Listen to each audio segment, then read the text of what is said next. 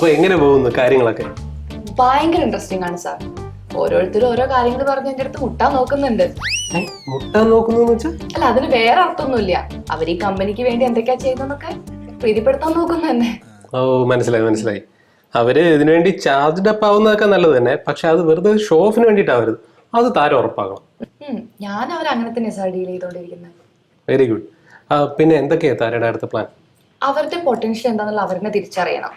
അങ്ങനെ ചെയ്താൽ മാത്രമേ അവർക്ക് ഈ കമ്പനിയിൽ നിലനിൽപ്പുള്ളൂ എന്നുള്ളത് അവർ തിരിച്ചറിയണം. ഞാൻ അതിനുവേണ്ടി കുറച്ച് കാര്യങ്ങളൊക്കെ പ്ലാൻ ചെയ്യുന്നുണ്ട്. Okay, interesting. ഞാനേ അവർക്കൊരു ടെസ്റ്റ് കൊടുക്കാൻ പോവാ. ടെസ്റ്റോ? ഒരു ടെസ്റ്റ്. അവരെങ്ങനെയാ ഈ കമ്പനിയിൽ പെർഫോം ചെയ്യുന്നതെന്ന് നോക്കും. അതിനനുസരിച്ചിട്ടായിരിക്കും അവരുടെ ജോബ് റോൾ തീരുമാനിക്കുന്നത് കൂടി ഞാൻ അങ്ങ് പറയും. Okay, good. അപ്പൊ എങ്ങനെയാ ഇത് താര ചെയ്യാൻ ഉദ്ദേശിക്കുന്നത്? ഇതിലെല്ലാ എംപ്ലോയീസും ഇൻഡിവിജ്വൽ പ്ലെയേഴ്സ് ആയിരിക്കും. മനു രാകേഷും ടീമേ ആയിരിക്കില്ല. പിന്നെ അവർ രണ്ടുപേരും ഒറ്റയ്ക്ക് ടാസ്ക് ചെയ്യണം. അവരുടെ ഫ്രണ്ട്ഷിപ്പ് അപ്പോഴും നിലനിർത്തുന്നോ നമുക്ക് നോക്കാം. Okay, nice. Now it's show time.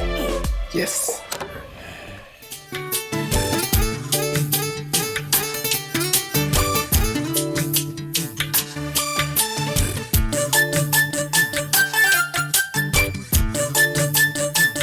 എന്താ ജോൺ?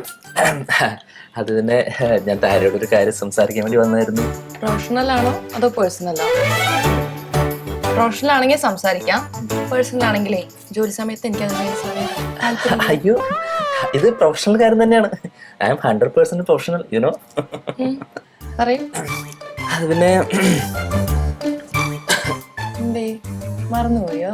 അയ്യോ, മറന്നിട്ടൊന്നുമില്ല. താരയ്ക്ക് നമ്മുടെ ഹെഡ് ഓഫീസിലെ ബിൽഡിംഗ് ഓർമ്മയുണ്ടോ? ആ ബാന്ദ്രയിലെ ബിൽഡിംഗ് അല്ലേ? എക്സാക്ട്ലി. നമ്മളെ ബാന്ദ്രയുടെ ബിൽഡിങ്ങിലോട്ട് ഇങ്ങനെ എൻ്റർ ചെയ്യുമ്പോൾ തന്നെ റൈറ്റ് സൈഡിലായിട്ട് രാമജന്റെ ഒരു ചായക്കട ഓർമ്മയുണ്ടോ? ആ ചായക്കടയിൽ ഇപ്പോഴും ഭക്ഷണം കിട്ടാറുണ്ടോ? ഇല്ലായിരിക്കും അല്ലേ?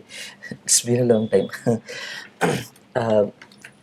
ഞാനതെന്താ പറഞ്ഞതെന്ന് വെച്ച് കഴിഞ്ഞാലേ, നമ്മൾ അവിടുത്തെ ബട്ടർ ജാമും ഇവിടുത്തെ ബട്ടർ ജാമും താരതമ്യം ചെയ്തുകൊണ്ടൊരു ആഡ് ക്യാമ്പയിൻ നടത്തിയാൽ എങ്ങനെയുണ്ടാവും? കൊള്ളൂല? എനിക്ക് തോന്നുന്നു.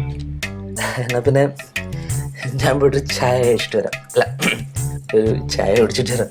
ചായ കഴിക്കാൻ പറ്റില്ല, സില്ലിനി. താരക്ക് ചായ വേണ്ടായിരിക്കും അല്ലേ? ഓക്കെ, ശരി.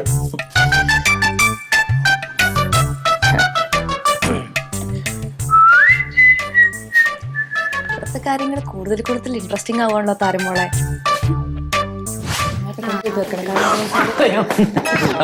സോറി കേട്ടോ, സോറി. പോത്ത് പോലെ വളർന്നല്ലേ രണ്ടുപേരും. ഈ മുന്നിലേക്കൊക്കെ വന്ന ചാടും ഒരു മര്യാദയെങ്കിലും കാണിച്ചുകൂടെ രണ്ടിനും? സോറി മായ, സോറി താര.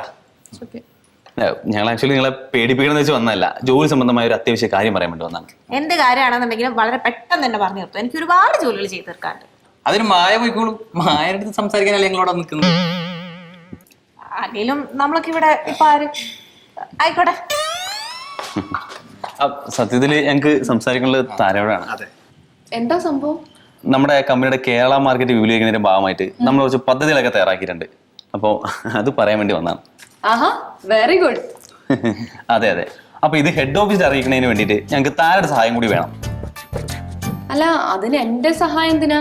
നിങ്ങക്ക് കൃഷ്ണ സാറിന്റെ അടുത്ത് പറഞ്ഞിട്ട് നേരിട്ട് അവതരിപ്പിച്ചാ പോരെ? സാറിൽ എവിടുന്ന് മുകളിലേക്ക് പേപ്പേഴ്സ് ഒക്കെ അയക്കുന്നേ? അല്ല, സാറിനോട് ഞങ്ങൾ പിന്നീട് സംസാരിച്ചോളാം. സാറിന് ഞങ്ങളുടെ പ്ലാനുകളൊക്കെ വളരെ ഇഷ്ടമാണ്. അതുകൊണ്ട് തന്നെ സാർ അത് റിജക്ട് ചെയ്യാറുമില്ല.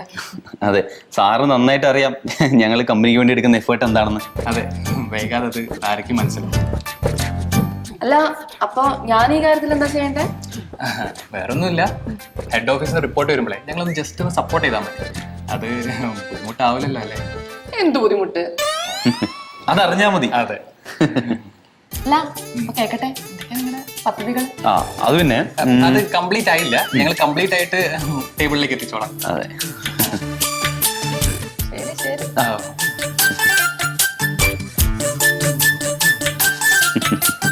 എടാ, അവൾക്കൊന്നും മനസ്സിലായിട്ടില്ല. നമ്മുടെ അഭിനയം വേറെ ലെവലായിരുന്നു. അതിന് നമ്മൾ അവർക്ക് സമയം കൊടുത്തില്ലല്ലോ അളിയ. അതെ, അവളെങ്ങാനും നമ്മുടെ ഫുൾ റിപ്പോർട്ട് കണ്ടിട്ടേ പോവുള്ളൂ എന്ന് പറഞ്ഞു കഴിഞ്ഞാൽ നമ്മളിപ്പോ വെട്ടേനെ. ഇപ്പൊ അവൾക്കറിയില്ലല്ലോ നമ്മൾ ഇവിടെ എന്തോ മലമറിക്കാൻ പോകുന്നത് കാണിക്കാൻ വേണ്ടിയിട്ടുള്ള തത്രപ്പാടായിരുന്നു. എടാ, സേഫ് സൈഡിന് വേണ്ടിയിട്ടേ ഒരു റിപ്പോർട്ട് സെറ്റ് ആക്കി വെക്കുന്നത് നന്നാവും. ഓ അത് വളരെ വളരെ നന്നായിരിക്കും. എന്നാ നീ വാ, നമുക്ക് മെറ്റയോട് ചോദിച്ചിട്ടേ ഒരു റിപ്പോർട്ട് സെറ്റ് ആക്കാം. ഓ മിടുക്കൻ, നീ ഒരു മിടുമിടുക്കൻ തന്നെ. വാ. ഇനിയുള്ള ദിവസങ്ങളിൽ ഇവിടെ നടക്കാൻ പോകുന്ന പല കാര്യങ്ങൾക്കും ഞാൻ കൂടി ഉത്തരവാദിയാണെന്നുള്ളൊരു പാപഭാരം എനിക്കുണ്ട്. എന്റെ ദൈവമേ, ആ ചിന്തയെന്നൊക്കെ എന്നെ ഒന്ന് രക്ഷപ്പെടുത്തി തരണേ. ആമേൻ. അയ്യോ, താര ഇവിടെ ഉണ്ടായിരുന്നോ? അല്ല, ഞാൻ ഡെസ്കിലേക്ക് പോവായിരുന്നു. അപ്പോ മായ ഇവിടെ ഇരിക്കുന്നത് കണ്ടപ്പോ, അല്ല എന്താ ഇവിടെ ഇരിക്കുന്നു, ജോലിയൊന്നുമില്ലേ? അയ്യോ, ഈ ജോലി സമയത്ത് ഉഴപ്പി നടക്കുകയാണെന്നൊന്നും വിചാരിക്കില്ലേ. എനിക്കൊരു ക്ലൈന്റ് കോൾ ഉണ്ടായിരുന്നു. അപ്പൊ അകത്ത് പ്രൈവസി തീരെ കുറവായത് കാരണം ഞാൻ ഒന്ന് പുറത്തേക്ക് ഇരുന്നതാ. പിന്നെ കോള് കഴിഞ്ഞ് ക്ഷീണിച്ചപ്പോ ഞാൻ ജസ്റ്റ് ഒന്ന് ഇരുന്നതേ ഉള്ളൂ. അതിന് താൻ എന്തിനാണോ ഇങ്ങനെ ടെൻഷൻ ആവുന്നേ? താൻ ഇവിടെ ഒന്ന് റിലാക്സ് ചെയ്യാൻ ഇരുന്നോ എന്ന് വിചാരിച്ചിട്ട് താൻ ഇവിടെ പണി എടുക്കുന്നില്ല എന്നൊന്നും ഞാൻ ആർക്കും റിപ്പോർട്ട് കൊടുക്കാൻ പോകുന്നില്ല. മായനെ കുറിച്ച് ഞങ്ങൾക്ക് ആർക്കും ഒരു മോശം അഭിപ്രായവും ഇല്ല. അറിഞ്ഞതിൽ സന്തോഷമുണ്ട്. പക്ഷേ മറ്റു പല കാര്യങ്ങൾ ആലോചിക്കുമ്പോൾ അതിലും വലിയ ടെൻഷനും ഉണ്ട്. എന്തേ? അല്ല, താര ഇങ്ങോട്ട് കൊണ്ടുവരാനുള്ള ഐഡിയ കൃഷ്ണ സാറിന് കൊടുത്തതേ ഞാനാണല്ലോ. അപ്പൊ മായക്കെന്നെ നേരത്തെ അറിയായിരുന്നോ? അയ്യോ അങ്ങനെയല്ല, ജോണും രാകേഷും മനുവും തമ്മിലുള്ള പ്രശ്നങ്ങളൊക്കെ ഒന്ന് പരിഹരിക്കാൻ വേണ്ടി അവർക്ക് പേടി തോന്നുന്ന തരത്തിൽ പുതിയ ഒരാളെ നമ്മുടെ ഓഫീസിലേക്ക് കൊണ്ടുവരണം എന്നുള്ള ഒരു ഐഡിയ ഞാൻ കൃഷ്ണ സാറിന് കൊടുത്തിട്ടുണ്ടായിരുന്നു. അപ്പം അതിനായിട്ട് നമ്മുടെ കൃഷ്ണ സാർ ചൂസ് ചെയ്തത് താരയാണ്. അതിനെന്താ പ്രശ്നം? ഞാനിവിടെ വരാനുള്ള ഐഡിയ കൊടുത്തത് മായയാണെന്ന് ഇവിടെയുള്ള ആരും അറിയാണ്ടിരുന്നാ പോരെ?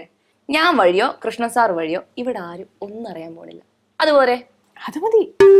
എന്നാലേ ഇവിടെ ഇരുന്ന് ഓരോന്ന് ആലോചിച്ച് കൂട്ടാതെ വാ, അതോട്ട് വാ. ഓക്കെ.